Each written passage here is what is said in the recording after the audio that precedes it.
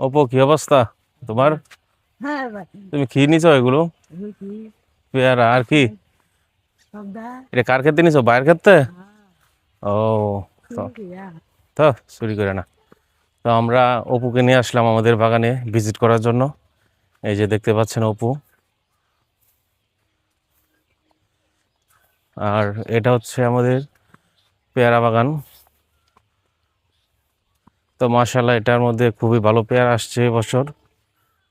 আর এটা আগামী বছর এটা কেটে মানে কাইটা ফেলবো। এই যে দেখেন, তো মাশাআল্লাহ মানে খুব ভালো ফুল আসছে প্রতিটা গাছের মধ্যে। তো এটা আমরা গত বছরও মোটামুটি খুবই ভালো বিক্রি করছি এই পেয়ারা বাগানটা থেকে। তো এই বছরও এটা আবার আমরা ভ্যাকসিন করছি এটা। চলেন আপনাদেরকে বাগানের ভিতরে নিয়ে যাই। এই যে দেখেন, তো মাশাআল্লাহ খুবই ভালোই, পেয়ারাও খুবই ভালো দামে বিক্রি করা যায় এটা। আর এটা হচ্ছে ভ্যাকসিনের পেয়ারা। এই যে দেখেন, নেও অপু, এই যে অপুরে দিলাম আজকে পেয়ারা। এই যে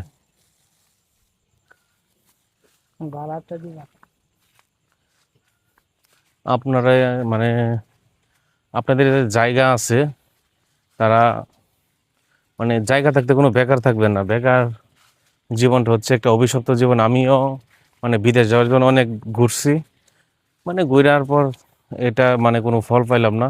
বিদেশ যেতে পারলামই না। লাস্ট পর্যন্ত 5-6 লাখ টাকা আরো নষ্ট করলাম। তো ওই সময় যদি আমি আরো আগে যদি কৃষি সেক্টরটার মধ্যে আসতাম, তাহলে খুবই উন্নত করতে পারতাম। এই যে দেখেন, এটা হচ্ছে আমার একটা বড় পেয়ারা বাগান। তো মাশাআল্লাহ পেয়ারাও মাশাআল্লাহ খুবই ভালো আসতেছে, প্রতিটা গাছে পেয়ারা আসতেছে। মনে করেন যে প্রতিটা গাছে 1 থেকে 2 মণ পেয়ারা আছে। এই যে দেখেন,